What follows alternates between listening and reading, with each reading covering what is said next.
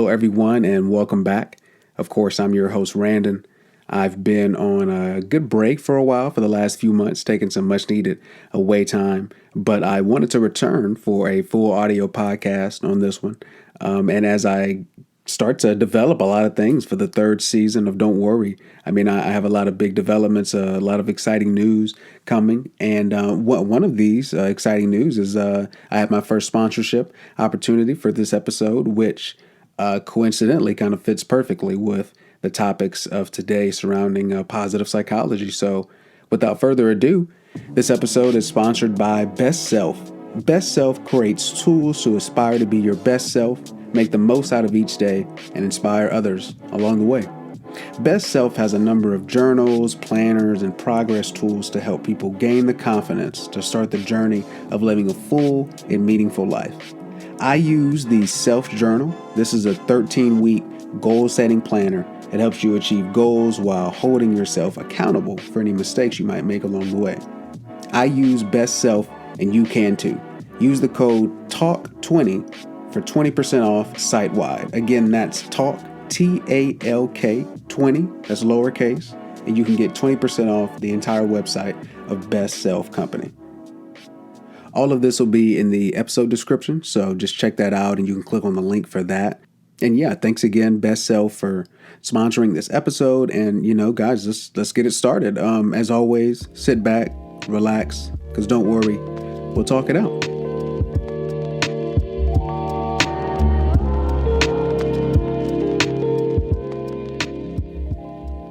I'd like to describe this concept that I've seen pop up in a number of circles, particularly in leftist circles, which is the framing of this moment that we're living in. And a lot of people have declared that we're living in what is called the cool zone.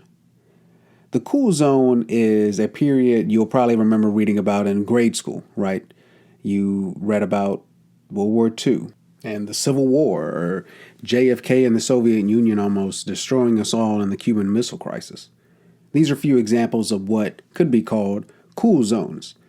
Things that are pretty cool to read about, but not that great for the people currently living in it. And that's where we are right now. It seems we're living in a time in history where literally anything feels possible.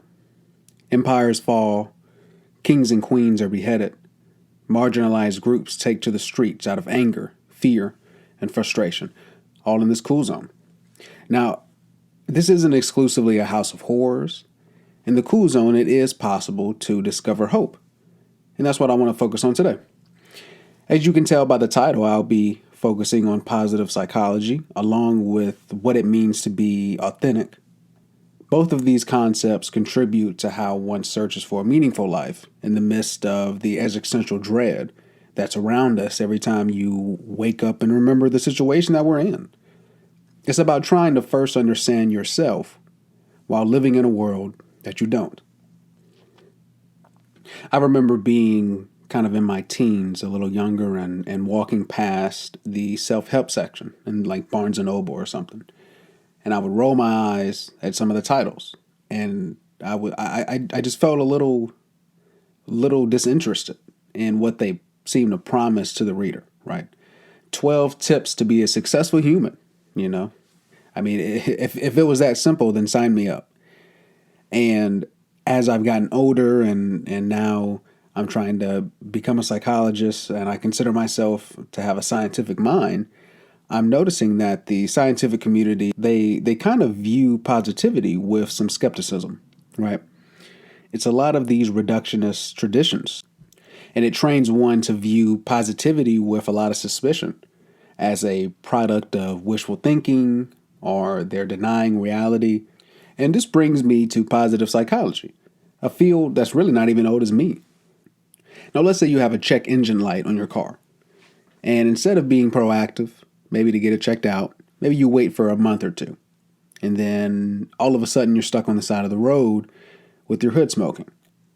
Now, in the same way a lot of our car troubles could have been avoided by regular maintenance, positive psychology kind of posits that by taking care of one's mental health proactively, then big blowouts can either be prevented or less severe, right? Because we all have big blowouts. By developing healthy habits early, It can help someone be more resilient in the future. Now, let me clear up a misconception. I'm not one to say that positive thinking will elicit a always positive and joyful mental health, right? I think that is to deny reality. And it also takes away from the full spectrum of emotions that make us human, right? We can't be happy all the time. But overall, I feel a lot of positive psychology is focusing on being aware of your strengths and your weaknesses. Let me use myself as an example.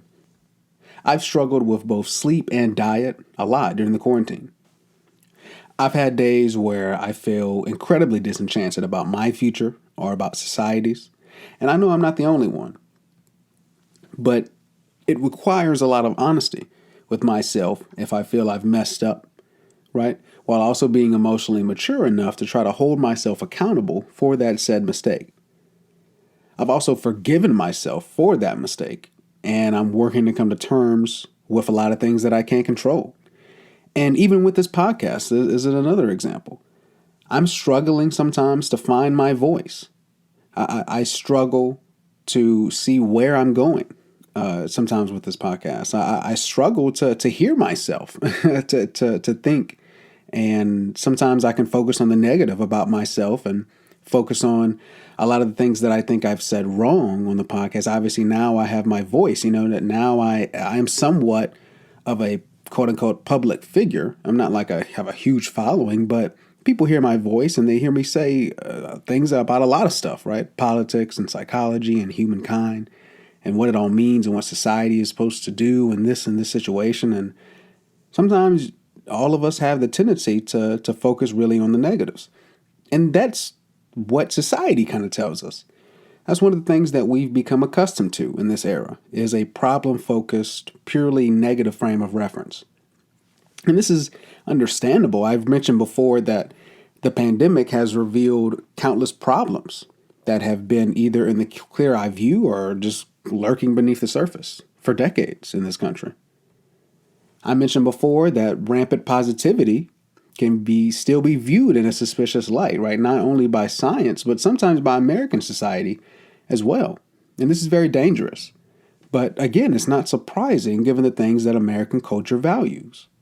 We value superficiality. Our value puts a lot of weight on striving for perfection, which is not possible. And they honestly value negativity because, hell, negativity sells. The media focuses on the negatives more often than not. This is not a surprise, but it also isn't a surprise to say that our brains mimic that behavior. This is the law of attraction. Like attracts like. But in this chaotic era and time, how does one be an authentic person in a realm that is dominated by conformity and loneliness and alienation? A world dominated by spectacle. When I think of authenticity, I'm talking about and thinking about a fluid thing and something that's relative. One person's authentic self may feel completely authentic to someone else. To work to be an authentic person is to work on makes you, you. Every individual is wholly original, but every day we're flooded with this spectacle of who we should be and what our values should look like. Positive psychology isn't focused on that. It's focused on studying what humans' potentials are, what their motives are, and what their capacities are. And what they really are, and finding ways to overcome a lot of these structural barriers and social norms of conformity that we've become accustomed to. Authenticity and uniqueness is very difficult, guys. It's hard. Believe it or not, there are pros and cons to that as well, right? Uniqueness can cost you friends, but it can attract others that think like you. Odds are you explore these strengths and weaknesses in yourself, and you may feel disconnected from someone else who might have that different belief. And that's okay, because an examined life usually means that you're not going to agree with everybody. And sometimes it's hard to take ownership of being different. And that's a unique challenge of being authentic. And that's something that as I said, I've struggled with this and forming my own voice even for this podcast. But to bring it back to positivity and positive psychology, the upside of finding that life balance and being honest in that self-discovery will make an impact not just on yourself, but others, while giving you the joy of finally being heard. So finally, what exactly does positive psychology want us to do? What are the actions that we can take? In order to describe a lot of these things that positive psychology has a lot of evidence to back up, a lot of these things are innately in us. They're aspects of self-care, but they're also comforting for others and looking out for others. So let me explain. I think one of the first things that I have worked on myself is learning to observe yourself, right? And I guess an analogy would be being a fly on the wall in your daily life. I mean, from sun up to sundown, and kind of observing yourself objectively to develop aspects of authenticity.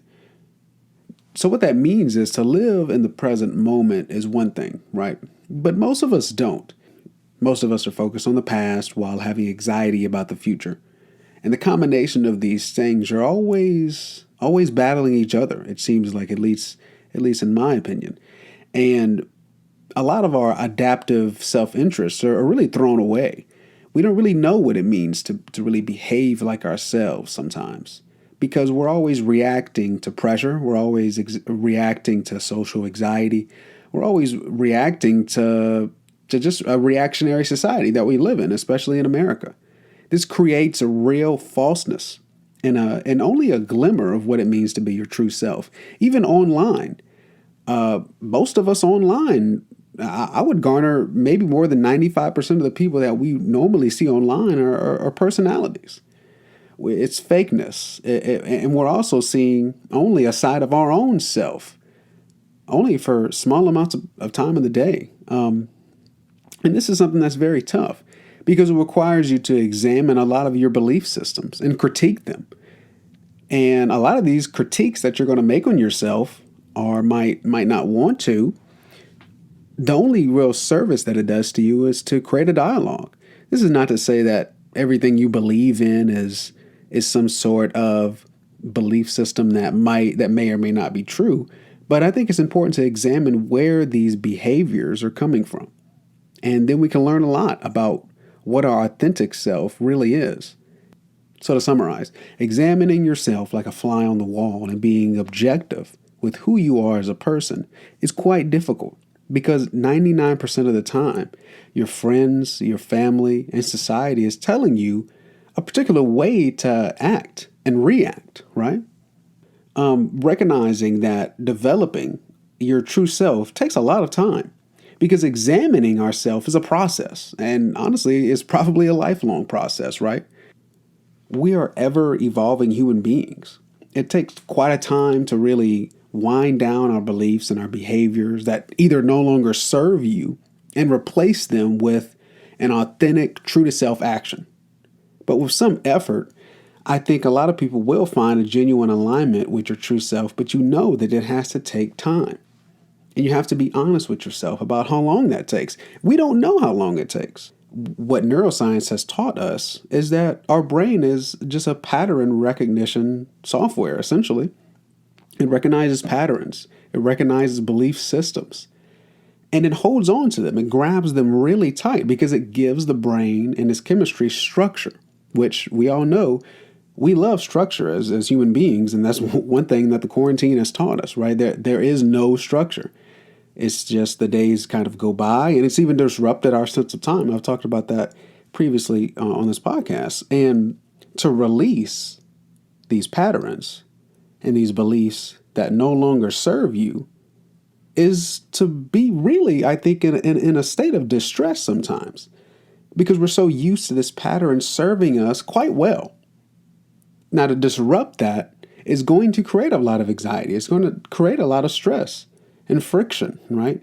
With the self that is comfortable, but might not be in the best place mentally, comparative to the authentic self, which is just waiting, is buying its time. It's probably giving you hints every now and then, right? That it wants to come out and it wants to come out of its closet and tell you who you are and reveal that to yourself, right? And I think taking it slow is one of the most important things because we know that quitting cold turkey has proven to not work that often. There's not a lot of people who can quit anything cold turkey, right? In society, especially starting in the 80s, we started to get the idea of upward mobility, right? An upward trajectory, a career ladder.